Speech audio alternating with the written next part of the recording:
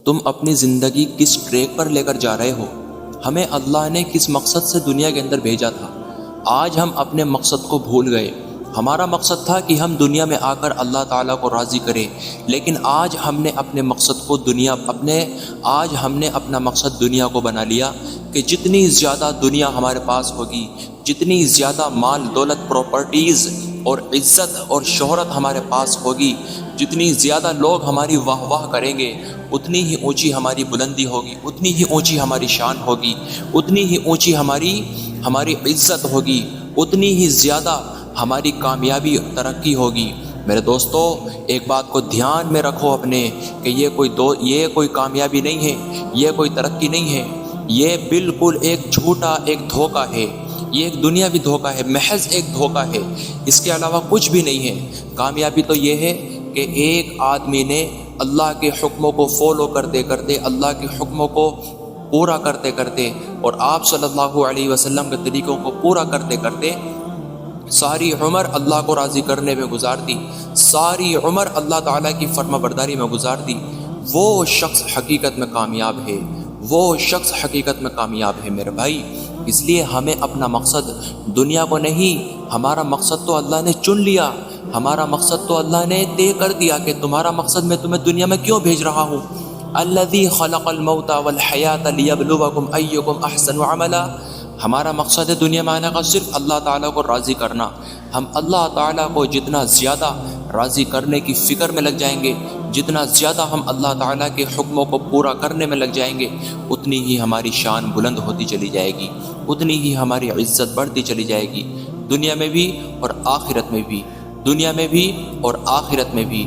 اللہ تعالیٰ کو وہی بندہ محبوب ہے، اللہ تبارک و تعالیٰ کو وہی بندہ پسند ہے جو اللہ تعالیٰ کی فرما برداری کرتا ہو، اپنے نبی کا کہنا مانتا ہو، اپنے نبی کی سنتوں کو پورا کرتا ہو، لوگوں کے ساتھ اخلاقیات کا معاملہ کرتا ہو، اپنے اخلاق کو اچھا بنا لے۔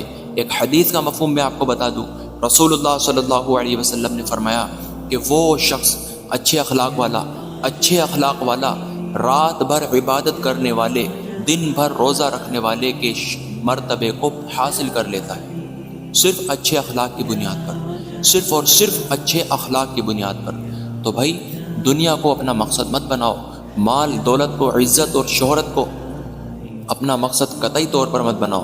اپنا مقصد بناؤ صرف اللہ تعالیٰ کو، اللہ کو اپنا ٹارگٹ بناؤ کہ مجھے اللہ کو خوش کرنا ہے، مجھے اللہ کی محبت کو حاصل کرنا ہے، مجھے اللہ کا محبوب بننا ہے، مجھے اللہ کا دوست بننا ہے، مجھے اللہ تعالیٰ کو راضی کر کے اس دنیا کو چھوڑنے کا مطلب یہ ہے کہ دنیا اللہ نے بقدر ضرورت بنائی ہے، ہم جتنی ضرورت ہے اس سے زیادہ ہم استعمال نہ کریں، کیونکہ اگر ہم دنیا کو ضرورت سے زیادہ استعمال کریں گے، اگر ہم دنیا کو ضرورت سے زیادہ استعمال کریں گے تو یہ ہم ناکامی کی طرف جا رہے ہیں، یہ ہم ناکامی کی طرف جا رہے ہیں۔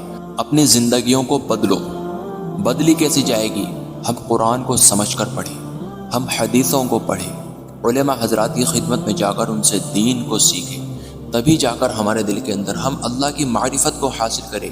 اللہ کی مجلسوں کے اندر ہم جتنا زیادہ بیٹھیں گے، جتنا زیادہ ہم دل لگائیں گے، اتنا ہی زیادہ ہمارا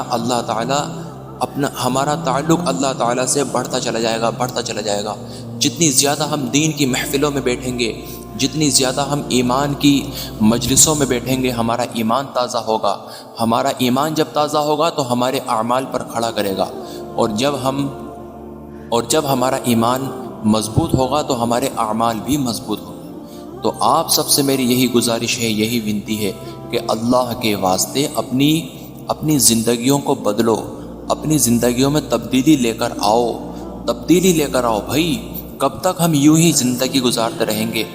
دن بھر صبح کو اٹھے اور کام پر چلے گئے، اس کے بعد آئے، کھانا کھایا، نہا دھو کر کپڑے پہن کر باہر جا کر دوستوں میں جا کر کے بیٹھ گئے، پٹ پر بیٹھ گئے، اس کی غیبت کر دی، گالی بک دی، یہ کر دیا وہ کر دیا۔ بلکہ ہماری زندگی یہ نہیں ہے، ہماری زندگی تو نمازوں سے شروع ہوتی ہے، ہمارا دن نماز سے شروع ہوتا ہے میرے بھائی۔ ہم صبح کو فجر کی نماز سے ساری نمازوں کی پڑھنے کی نیت کر لے، فکر کر لے۔ جس نے فجر کی نماز پڑھ لی تو گویا کہ اس نے ساری رات عبادت کی۔ حدیث پاک کا مفہوم ہے کہ عشاء کی نماز جماعت سے پڑھ لی اور صبح کو فجر کی نماز جماعت سے پڑھ لی، تو اس نے گویا کہ اس نے ساری رات عبادت میں گزار دی، اس نے ساری رات اللہ کی عبادت کری۔ کتنا بڑا عمل ہے، کتنی بڑی فضیلت ہے اس کی، کتنا بڑا اللہ نے انعام دے دیا بھائی ہمیں۔ تو آپ لوگوں سے میری یہی ونتی ہے کہ اپنی زندگیوں میں تبدیلی لے کر آؤ۔